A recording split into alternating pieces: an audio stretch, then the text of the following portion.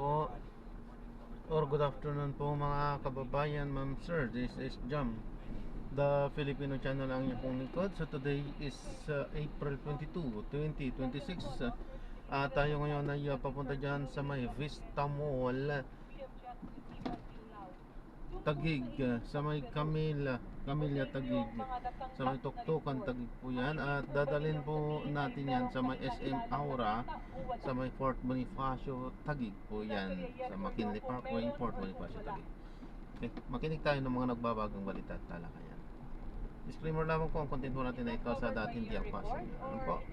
Ano man po ang marinig nyo po dito ay pawang dito lamang po yan sa loob at wala pong pinapatungkulan sa labas. The question, Madam Chair, requires me to go beyond the report. So that is a focus once with the Janet. We just confined to the content of the report of AFLC. So, let me restate my question, Madam Chair. Kasi po doon sa mga annexes na sinusubmiti ng AMLAC, at ngayon po kasi patuloy pa natin sa konti-konting natatanggap ng mga dokumento. Sa pagkakaintindi ko, ang sinasabi ng ating AMLAC Executive Director ay meron silang mga financial intelligence report. Tama? Tama po. You mentioned the number 17, you mentioned the number 4. Ang tanong ko, dito ba sa mga report ninyo ay meron po bang indikasyon na merong kahina-hinala o wala? Hindi ko po masabi. Does that mean, Madam Chair, that this warrants further investigation via possibly a formal trial? Kasi nga hindi natin may tanong yung ibang mga tanong dito at hindi naman nila pwedeng sagutin dahil tayo naman hindi trial. Ito po takop ng Senado. So I understand it right, Madam Chair. I think for purposes of further proceeding, we can consider the suspicious transactions because in the reporting of suspicious transactions, there are indicators shared and read already by Attorney Buenaventura when a specific transaction, regardless of amount, is considered as suspicious. Let us defer to the report of the AFLC. They cannot make a conclusion. As a matter of fact, it does not contain a finding. It only contains observation. So, we have to satisfy ourselves as to the report of covered transactions and suspicious transactions. By suspicious transactions, there are surrounding incidents already which were considered by AFLC, why those were considered as suspicious. So it will be based on the judgment of the justice members whether these suspicious transactions will be considered for the purpose of determination of probable cause. Madam Chair. The Honorable Chua. Madam Chair. The Honorable D.S. Garin is not here. Just last question, Madam Chair, if I may, before I leave my chair, leave my time to the next interpolator. Of course, I have not perused over the qualifications of the Honorable Executive Director, Madam Chair. At sa pagkakaintindi ko, ang opisina po ng Executive Director ay nagmamando ng basic qualification. Can the Honorable Executive Director confirm to this august body na siya po ay kwalipikado sa kanyang posisyon na hinahawakan? Ako po ay qualified sa posisyon na hinahawakan. At kapag po ang inyong opisina ay tumitingin sa mga transaksyon, ang tinitingnan niyo po ba ay ang mga tao? Do you check data based on specific personalities? Or do you check data based on the information that is being submitted or given to you by the bank? Sa information na po kami. Hindi po sa katauhan. Hindi po. Ibig sabihin, ang proseso ng AMLAC applies to all and not to select. Wala po paligbayan. Tama po pala. Thank you, Madam Chair. Thank you, Honorable Garin. With the indulgence of the Honorable Tino and the Honorable Elago, the Honorable Ron Gutierrez would just want to make a counter manifestation to the Honorable Sunday. Madam Chair. The Honorable Gutierrez is recognized. Thank you, Madam Chair. With the indulgence, it's not a manifestation. Just a short point po, no, kasi I know we're moving on with the topics. Very short. I think that's a very good point raised by Congressman Suntay. Yung example niya po na halimbawa pag ako binigyan ng 500, the amounts can change, but at the end of the day, zero po yung laman, supposedly. So, Madam Chair, that's on that point, the reports can really float in, and you mentioned na hindi po klaro, you need to look into it to be able to tell kung ano po yung laman. Hindi ko po masagot kung ano yung next action na ginagawa o hindi gagawin o gagawin ng AMLC patungkol dito. Pero sa proseso po ng AMLC, once we have the reports, tingnan namin ang susunod ay yung mga remedies na available sa AMLA. Halimbawa, mag-further bank inquiry, maghaharoon ka ng saving or ipapaforfeit or magkapasok ka ng money transfer. Pero at this point po, hindi ko po masabi kung meron o wala. Hindi po outside the subpoena po yung kung ano yung next namin na steps dito kung meron. But Madam Chair, just looking at the report itself, wouldn't a good indication be yung net off between the inflow and outflow? Sorry po. Wouldn't that be a good indicator? Just if we're looking at the reports alone, the net between the inflow and outflow. For example, binigyan ko ng, for simplicity, si Attorney Buenaventura sent me 500,000. I sent you back 500,000. You sent me back 500,000. I sent you back 500,000. Zero po yun on my end. But if Attorney Buenaventura sent me 500,000, Attorney Morales sent me 500,000, I only sent 500,000 to Attorney Sanchez. I have a net of 500. That is correct. So, looking at the reports, magkano po yung net?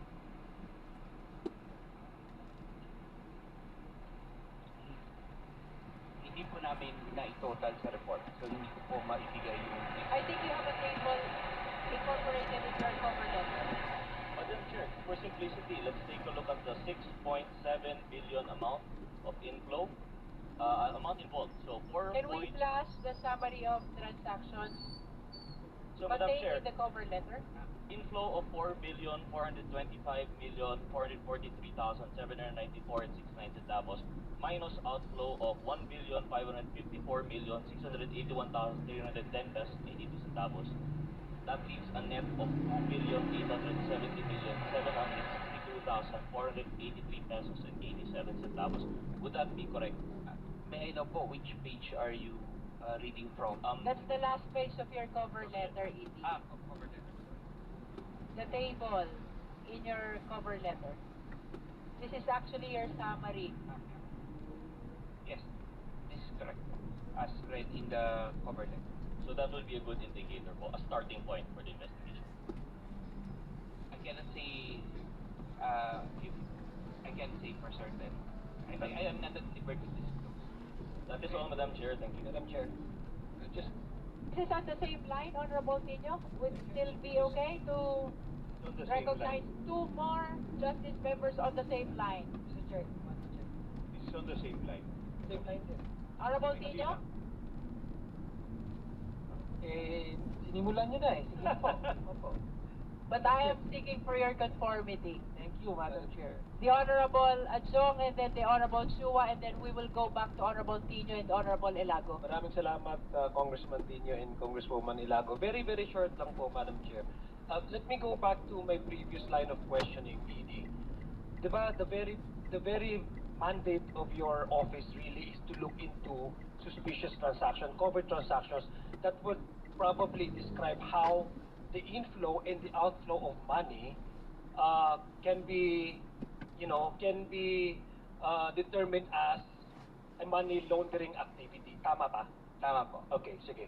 So, lahat ng mga sabi mo kanina, lahat ang nagre-report yung bangko sa inyo, and then what you do is to analyze these reports based on the inflow and outflow of the money.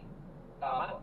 Inflow meaning could be deposit in either cash or check, whatever, and outflow is the going out of the money, right? Tama po. So even if you total the deposit in the withdrawal, and then you come up with the certain amount, sabihin mo na ay yung actual na nandoon na current na pera dun sa account, kasi tinototal mo pa rin yung paglabas niya. Ay yun ang magiging amount. So regardless of that, wouldn't that be the very definition of money laundering? Kasi sabi mo, pinapasok, nilalabas, okay, tama ba? Kung legitimate magulo yung figures customers na sigurado kami dun sa inflow at outflow.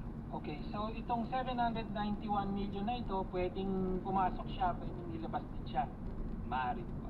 Okay. So kung i-menos natin yung 4.4 na pumasok, tapos yung 1.5 na lumabas, so more or less ay magkano nga po ang difference?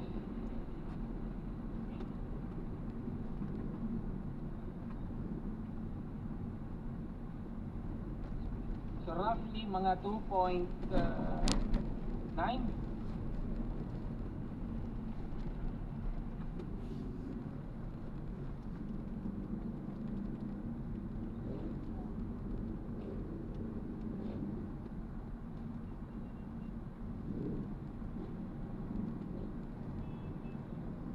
Sinusumpa lang po namin. Apo.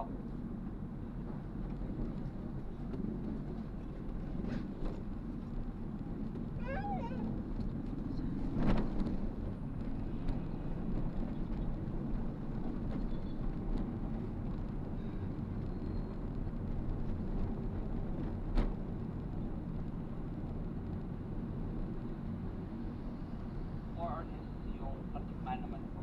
Sabi natin,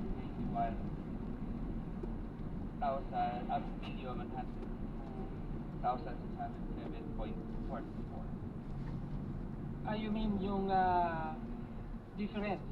Apo, bali, ang It's 4.4 as against outflow of 1.5. So parang hindi yata bali po yung mga 2.9 yan.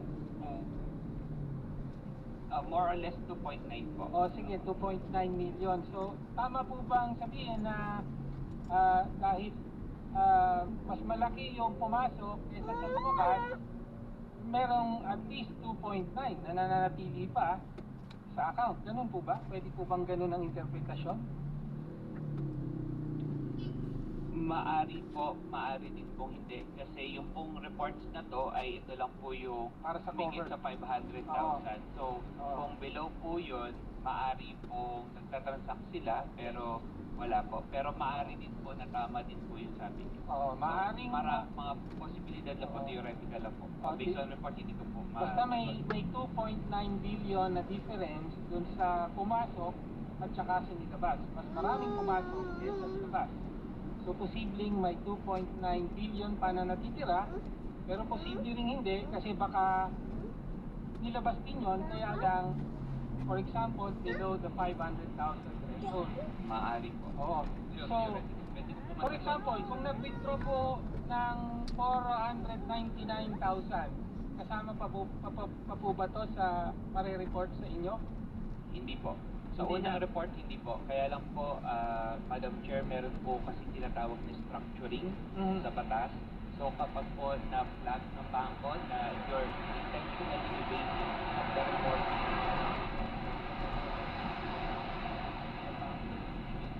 all of your transactions as issues. Okay, so kung ibig sabihin, kung may pattern ng withdrawal na 499,000, magiging suspicious na rin yun.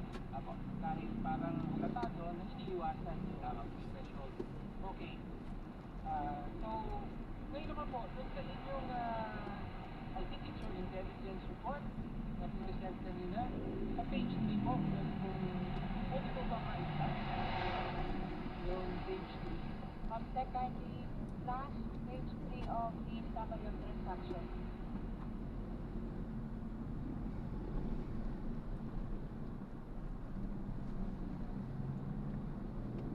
Okay. Pwede po bang in particular, ayan, yung mga transactions, and then